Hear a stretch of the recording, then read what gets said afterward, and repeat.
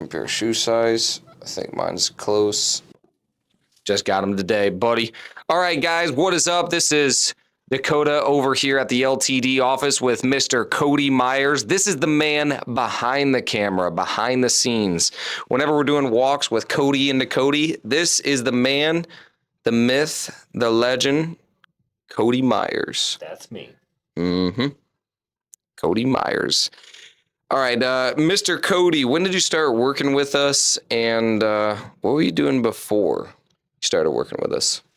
I started working here in March of 2023, and what I was doing was I was a safety guy at a factory. Before that, I was customer service.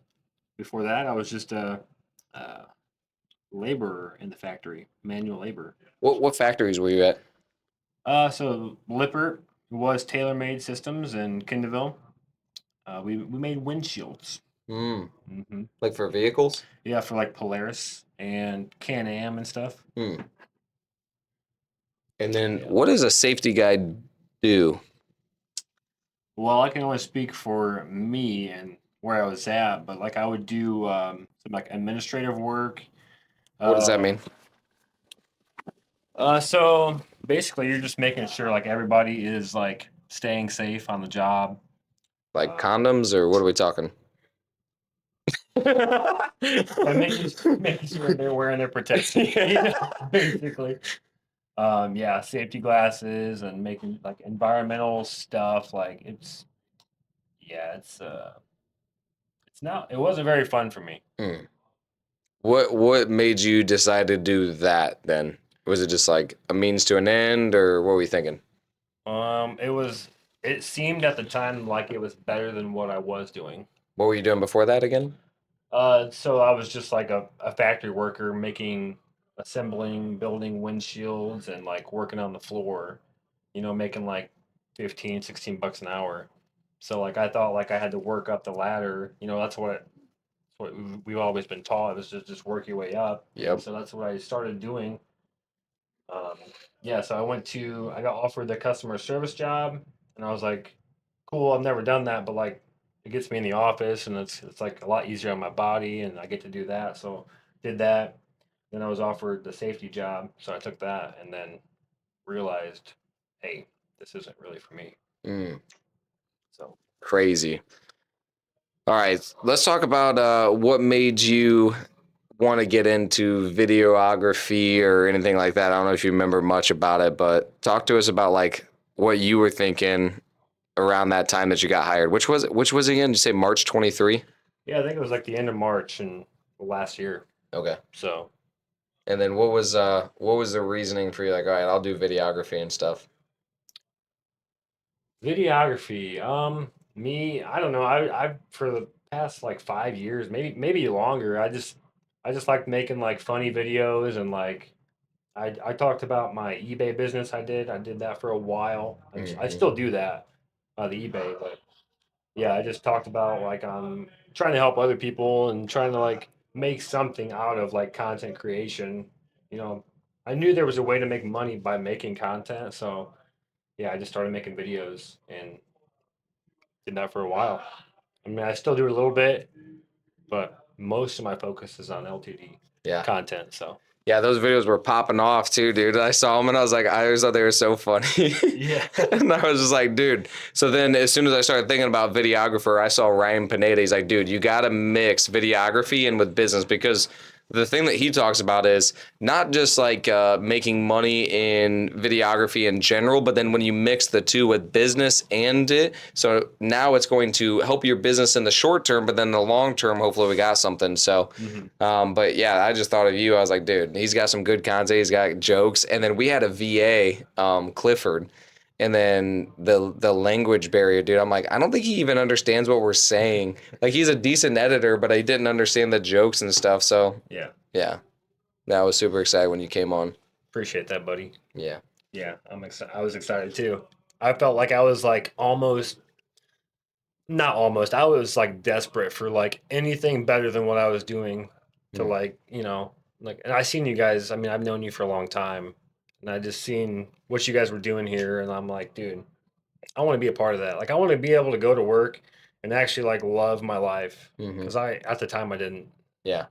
Well, talk to us now about about that transition. Like when you started, was it just like instant? You're like, "Yep, this is it," or were you more like, "Oh gosh, what did I get myself into?" Or like, what were you thinking when you first came on? A little of both. I mean, I was really eager, excited. I was a little nervous because I just did like videos with my phone and stuff. I didn't have any like camera experience, so that was a learning curve.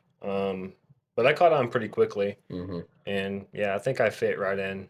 Yep. Although I wasn't like super confident with what I was doing, like yeah, I got like decent at it. So like yeah, Yeah, I remember in the beginning too. It always seemed like you were nervous to record us. I'm like, bro, record all the time. yeah, And then, and then I remember when we went to Wealthy Investor, you were just like walking around, and then you were like walking around like you were one of the people that worked there. And I was like, dude, yeah. that was freaking awesome. Yeah, at first I was not comfortable doing that there, but then I'm like, dude, these guys they're just gonna think I'm part of the crew, so like I'm just gonna do it. Yep. And so once I started doing it, I got comfortable being uncomfortable. So I was Yep. just like, screw it, And let's do it. did anybody say anything?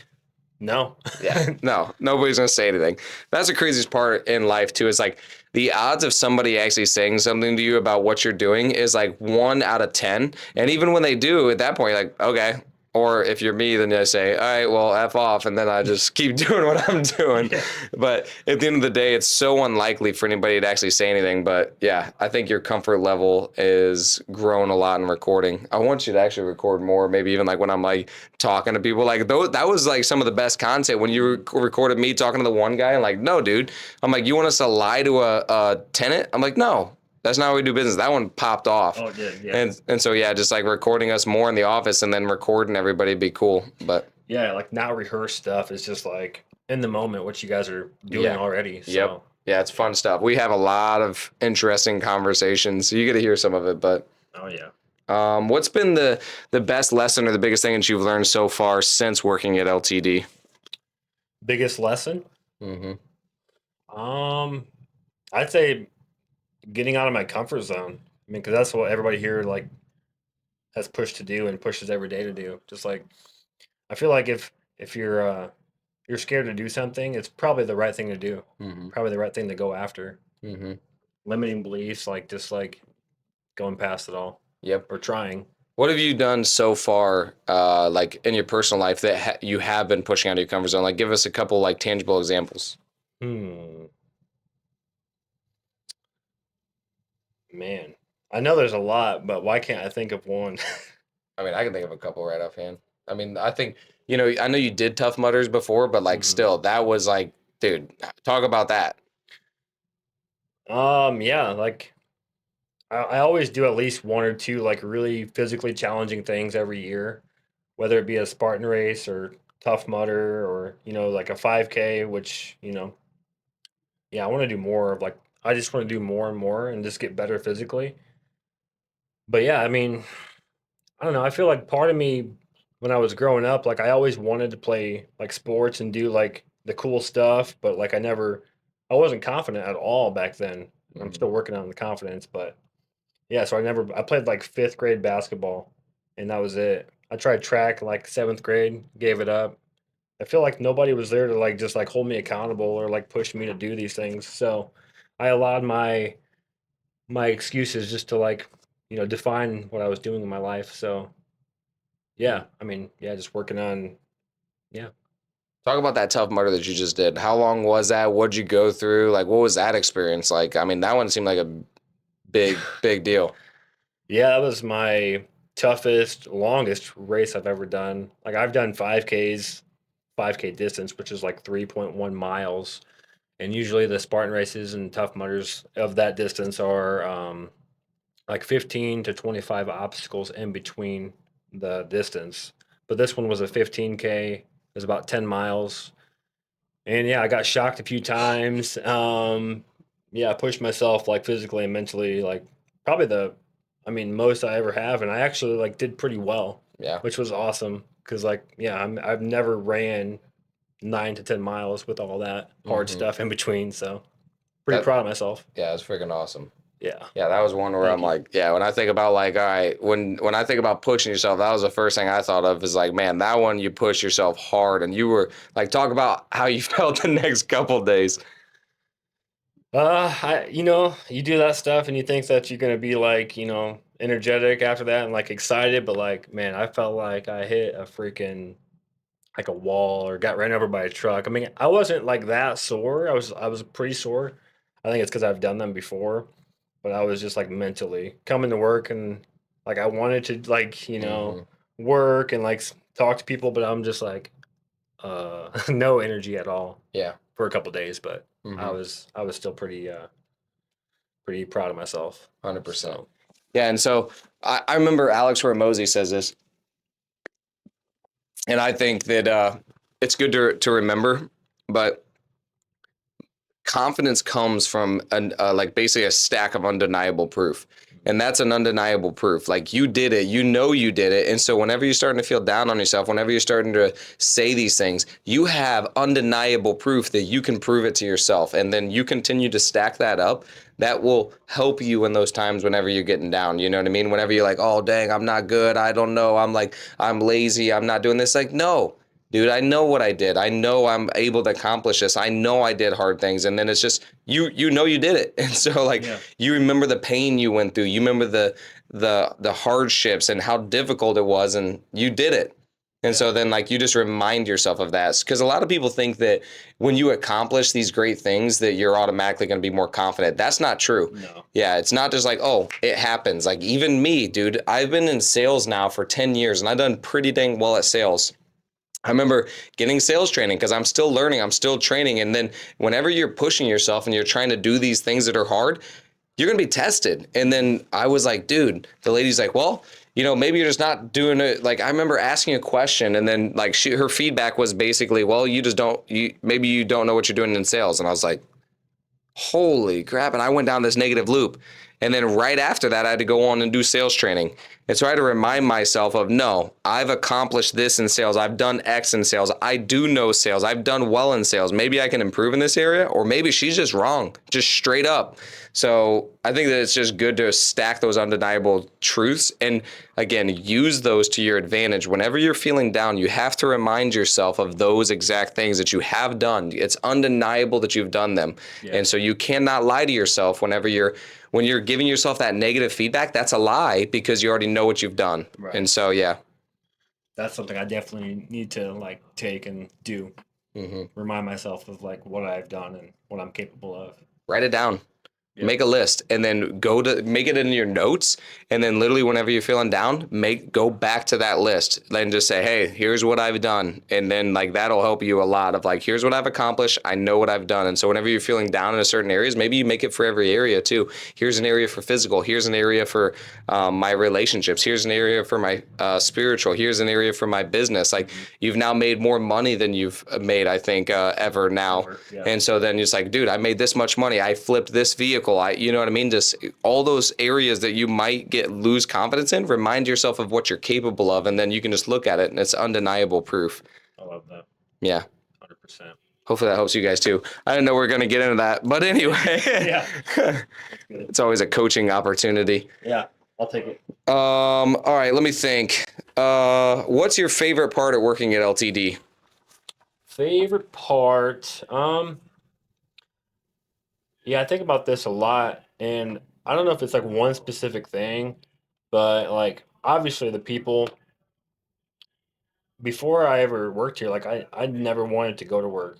My goal was to like work for myself, somehow figure out how to work for myself because I was just tired of like working for people, like all the negative mindset and like just like everybody's so depressed and just complaining and like it kind of rubs off on you. Like Mm-hmm. there's no way around it when you're stuck in that. Mm-hmm. So yeah, just the people. Like I actually want to come to work now. Like sometimes I could work from home and I'm like, dude, I'll just go in the office Yeah. because I want to. Right. It's the people, you know. 100%. Yeah. It's crazy how much more you're able to produce when you want to do it as opposed to when you're being forced to do it. Now, there's some things that we're kind of forced to do, but it's still interesting how like you kind of want to do it still. You know what I mean? Yeah. Whereas like when you're just forced to do something day after day after day, it gets pretty brutal. Yeah, it's not like you're just like back there like, dude, you better edit this video right now. Like you gotta get Hmm. you know, it's like, yeah, I want to do it. Yep. And it's 100, fun. 100%. It is a lot of fun. What's next for Cody Myers? What are you thinking? Like next year or two? Like what's your big goals? Where are you going? What's next for you? I definitely think it's with video and like hopefully, I mean, hopefully you guys still love me and want to keep me around. I'd love to do this for a while. I don't know. I've been getting offers for like different like video and photo jobs. So like maybe just expand my portfolio of like actually getting out and doing yeah, video and content creation for other people. Probably I don't know why I always put myself on the back burner, but I want to focus on my own content too. Mm-hmm. Yeah. 100%. Hmm. All right. That's it, guys. We'll see you guys on the next one. Happy you're with LTD, buddy. You too, buddy. Appreciate Thank you. you. Love you. Love you. Yes, sir. See you guys next time. Peace. Good job, buddy. Thanks, buddy. Yes, Sounds sir. good. It's gonna be good content, Newski. I didn't do as bad as I thought I would. No, you don't sound